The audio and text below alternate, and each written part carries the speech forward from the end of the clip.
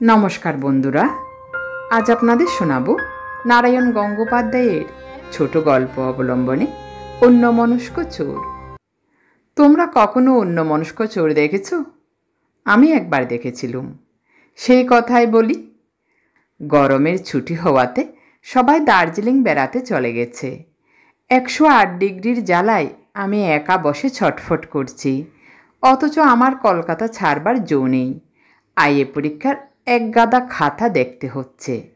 সেদিন রাতে কিছুতেই ঘুম আসছে না। একে তো প্রায় 12:30 অবধি খাতা দেখেছি। মাথার মধ্যে বানান আর ব্যাকরণের ভুলগুলো পোকার মতো কিলবিল করছে। তাই অসহ্য গরম। ঘুরন্ত পাকাটাও যেন আগুন বৃষ্টি করছে। অনেকক্ষণ এপাশ ওপাশ করে সবে একটু ঝিমুনি এসেছে।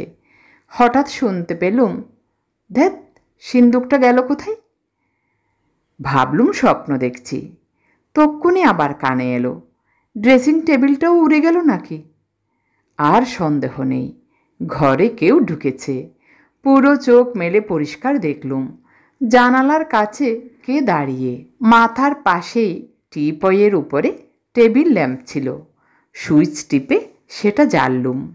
যা ভেবেছি তাই, ঘরে চোর ঢুকেছে। সাদা বেনিয়ান আর ধুতি পরা একটা বেটে মতো লোক জানালার পাশটিতে চুপ করে দাঁড়িয়ে। চুরচুর বলে চেঁচাতে যাব, তার আগেই লোকটা হাত জোর করে বললে, কিছু মনে করবেন না স্যার, আপনার ঘুমের ডিস্টার্ব করলুম, একটু ভুল হয়ে গেছে। লোকটার কথার ভঙ্গিতে ভয় কেটে গিয়ে ভারী আশ্চর্য লাগলো আমার। বললুম, তার মানে? সে বললে, এটা তো 52 নম্বরের বাড়ি নয়। আমি বললুম, না, 22 নম্বর। লোকটা বললে, দেখলেন তো, ঠিক ধরেছি। 52 নম্বরের জানালা বেয়ে উঠলেই ডান দিকের দেওয়ালে লোহার সিন্দুক, এই তার নকল চাবি। বলে সে আমাকে একটা ছোট চাবি দেখালে, তারপর বলে চলল। আর লোহার সিন্দুকের পাশেই হলো ড্রেসিং টেবিল। আজ রাতে গিন্নিমা সিনেমা থেকে ফিরে তার টানাই গয়নাগুলো খুলে রাখবেন। ঘরে ঢুকেই আমি টের পেয়েছি সব গড়বড় হয়ে গেছে। ভালো কথা, এটা পেয়ারিচাঁদ লেন তো? আমি বললুম, না, পটলডাঙ্গা লেন। ওই দেখুন, রাস্তাতেও গণ্ডগোল। ধের, ভালো লাগে নাকি? কি বিচ্ছিরি ভুল দেখুন তো। লোকটার কথাবার্তা অদ্ভুত লাগছিল। মাঝরাতে জানালা বেয়ে ঘরে ঢুকে এ আবার কি রসিকতা শুরু করলে। বললুম, ব্যাপার কি হে, তোমার মাথা খারাপ নাকি? মাথা খারাপ হতে যাবে কেন স্যার? আমাকে দেখে কি তাই মনে হচ্ছে আমি চোর? চোর? অত অবাক হয়ে গেলেন কেন? লোকটা প্রায় আমাকে ধমকই লাগিয়ে দিলে। রাত্রিবেলা আপনার ঘরের জানলা দিয়ে চোর ঢুকবে না তো ডাকপিয়ন ঢুকবে নাকি? কী যে বলেন, কিছু মানে হয় না।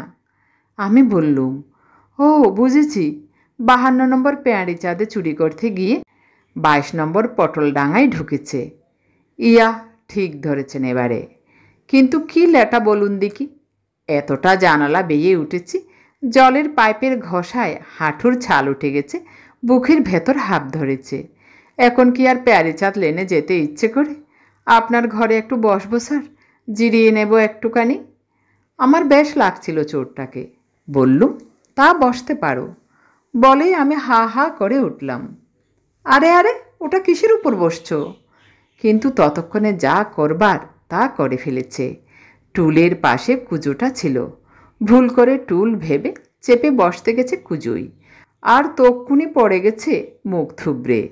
কুজো ভেঙে চৌচির, ঘরময় জল।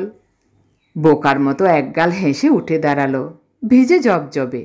আমি রেগে বললুম, এটা কি হলো শুনি?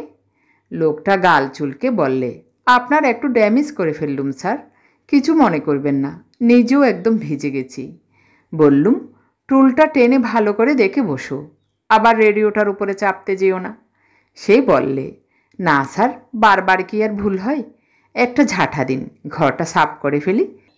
এই যে পেয়েছি বলে সে আমার ছাতাটা তুলে নিলে। আমি ব্যতিব্যস্ত হয়ে বললুম, রাখো রাখো, ওটা ঝাঁটা নয়, ছাতা। খুব হয়েছে, তোমার আর ঘর সাফ করবার দরকার নেই। লোকটা লজ্জিত হয়ে টুলটার ওপর বসে পড়ল। বার কয়েক কান টান চুলকে বললে, একটা বিড়ি খাবো স্যার, কিছু মনে করবেন না? মনে করবো কেন, খাও না। বলতেই বুক পকেট থেকে টিনের কৌটো আর দেশলাই বের করলে। তারপর একটা দেশলাইয়ের কাঠি মুখে দিয়ে বিড়িটাকে দেশলাইয়ের গায়ে ঘষতে লাগলো। ধেত, ধরছে না। কি যাচ্ছে তাই দেশলাইয়ের কাঠি? আমি বললুম, কি পাগলামো হচ্ছে শুনি, ভালো করে তাকিয়ে দেখো তো কি ঘষছে। তাই ধরছে না বলেই সে বিড়িটা ফেলে দিলে। তারপর ফস করে দেশলাই ধরিয়ে নিজের মুখের কাঠিতে ঠেকালো। সেটা ফড়াং করে জলে উঠতেই চমকে এক লাফ।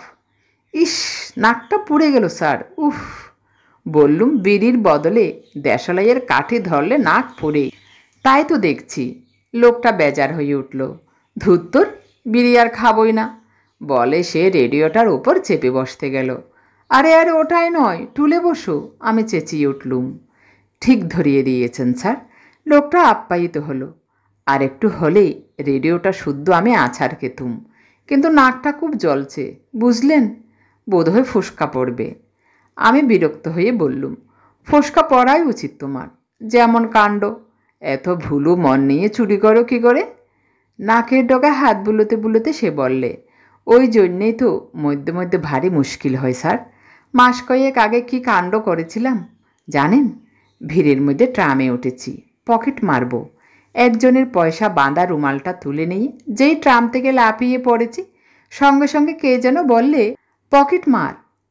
লোকে তাড়া করলে, আমিও টেনে দৌড়। রাস্তার ডান দিকের গলি ভুল করে বাঁ দিকে ছুটলুম সোজা। কোথায় ঢুকলুম গিয়ে জানেন? থানার মধ্যে। থানার মধ্যে? তাতে দুঃখ ছিল না স্যার। আসলে গোলমালটা হলো অন্য জায়গায়। যে রুমালটা অন্যের পকেট থেকে নিয়েছি ভেবেছিলুম সেটা আমারই রুমাল। ভিড়ের ব্যথর অন্যের ভেবে নিজেরই পকেট মেরেছি। তাতে ছোট ছোট আলু ভাজার মতো 5টা নয়া পয়সা বাঁধা ছিল। বলো কি?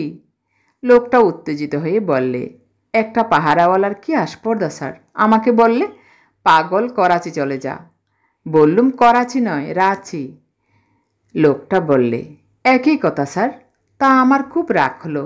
পাহারাওয়ালাকে বউ ঘরে একটা ঘুষি মেরে বললুম, জানিস আমি চোর, তবু তুই আমাকে পাগল বলিস? তোর ইচ্ছে হয় তুই করাচি যা, আমি চোর, আমি হাজতে ঢুকবো। এই বলে জোর করে হাজতে ঢুকতে যাচ্ছি, সবাই মিলে আমায় ধাক্কা দিয়ে রাস্তায় বের করে দিলে। আর সেই পাহারাওয়ালাটা ঘুষি খেয়েও দাঁত রকুটে হাসতে লাগলো। আমি মাথা নেড়ে বললুম, ভারী দুঃখের কথা। লোকটা বললে, এই জন্যে তো মন খারাপ হয়ে যায় স্যার। অত কষ্ট করে চোর হয়েছি, এখন পাগল বললে কি ভালো লাগে বলুন তো? অথচ আসবার সঙ্গে সঙ্গে সে কথা বলে আপনি আমায় দুঃখ দিলেন। আমি বললুম, বুঝতে পারিনি, তাই বলেছি, কিছু মনে করো না। তা ছুরি চামারিতে কিছু হয়? একেবারে কিছু হয় না তা বলবো না স্যার। এই তো কদিন আগে এক ঢাকায় মহাজনের বাড়িতে চুরি করতে গিয়েছিলাম। সামনে ক্যাশ বাক্স ছিল, আমি ভুল করে আর একটা কী ধরে টান দিলুম। দড়িতে বাঁধা ছিল, টানের চোটে ছিঁড়ে এলো। বেশ ভারী শক্ত, গোলগাল। বার করে আনতে মনে হলো সেটা যেন আমাকে কামড়াবার চেষ্টা করছে। ব্যাপার কি, ক্যাশ বাক্স কামড়াই? অনেক ক্যাশ বাক্স দেখেছি, গলা বের করে কামড়াতে চাই এমন তো দেখিনি। আলোয় এনে দেখি, ধ্যাত, একটা কচ্ছপ। পরদিন দিলুম রাস্তার একটা লোককে বেচে 8 গন্ডা পয়সা দিলে। একটা অবশ্য শীষের শিখি। তা হোক, 4 গন্ডা পয়সা তো পেলুম, কিছু লাভ তো হলোই, কি বলেন? বললুম, যা কিছু লাভ হলো বই কি। লোকটা বললে, তবেই দেখুন কাজটা নেহাত মন্দ নয়। উফ, নাকটা বেজায় জ্বলছে, একটা বিড়ি খাই, কি বলেন? বললুম, তা খাও, তবে এবার আর মুখ পুড়িও না। না স্যার, বারবার কি ভুল হয়? বলে পাশের পকেট থেকে একটা মানি ব্যাগ বের করে সে হাতের উপর উপুর করলে। বিড়ি বেরুলো না। ছোট ছোট আলু ভাজার মতো 5টা নয়া পয়সা পড়ল। কি মুশকিল, বিড়িগুলো গেল কোথায়? লোকটার বোকামি দেখে আমার গা জ্বলে উঠল। বললুম, ওটা মানি ব্যাগ, ওর মধ্যে বিড়ি কী করে আসবে? এটা মানি ব্যাগ। লোকটা সেটাকে টেবিলের উপর নামিয়ে রেখে আবার অন্যমনস্ক হয়ে গেল। সেই রুমাল নিয়ে কেলেঙ্কারি হওয়ার পর একটা ব্যাগ কিনেছি, বুক পকেটে রাখি। যতই মনের ভুল হোক স্যার, নিজের বুক পকেট কেউ মারতে পারে না। পারে স্যার? একমাত্র তুমিই পারো বোধ হয়। না স্যার, 3 মাসের মধ্যে আমিও পারিনি। কিন্তু বিড়ি একটা না খেলেই নয়, বলে আবার বিড়ি খুঁজতে যাচ্ছে। হঠাৎ ঘরের দেওয়াল ঘড়িতে টং টং করে 3টে বাজল। 3টে? কী সর্বনাশ! সর্বনাশ কেন? বাড়িতে বলে এসেছি যে 3টের মধ্যে না ফিরলে তারা ভাববে আমাকে পুলিশ ধরেছে। আপনি একটু উঠুন না স্যার। কেন? আমাকে থানায় দিয়ে আসবেন। এবার আমার ভারী রাগ হলো। রাত দুপুরে একই জ্বালাতন, একটু ঘুমোতে পেলুম না। এখন আবার থানায় দৌড়াতে বলছে। তুমি বাড়ি যাও, আমার আর হাড় জ্বালিও না। লোকটা মিনতি করে বললে, একবারটি চলুন না স্যার, ধরিয়ে দিয়ে আসবেন। আমি বাড়িতে বলে এসেছি। ধৈর্য আর কতক্ষণ থাকে? আমি হঠাৎ বেদম চিৎকার করে উঠলুম, গেট আউট! বেরো, বেরো বলছি। সেই চিৎকারে বিষম চমকে লোকটা জানালা দিয়ে টপ করে লাফিয়ে পড়ল। কেউ করে একটা কাতর আর্তনাদ উঠল বুঝলুম। নেড়ি কুকুরের ঘাড়ে গিয়ে পড়েছে। ভুল করে আবার জ্বালাতে না আসে এই ভেবে শক্ত করে জানালাটা এঁটে দিলুম। সকালে দেখি টেবিলের উপর 5টা আলু ভাজার মতো নয়া পয়সা আর মানিব্যাগটা পড়ে আছে। আমার চশমার খাপটা পাওয়া গেল না। যাওয়ার সময় মানিব্যাগ ভেবে সেইটি নিয়েই পালিয়েছে।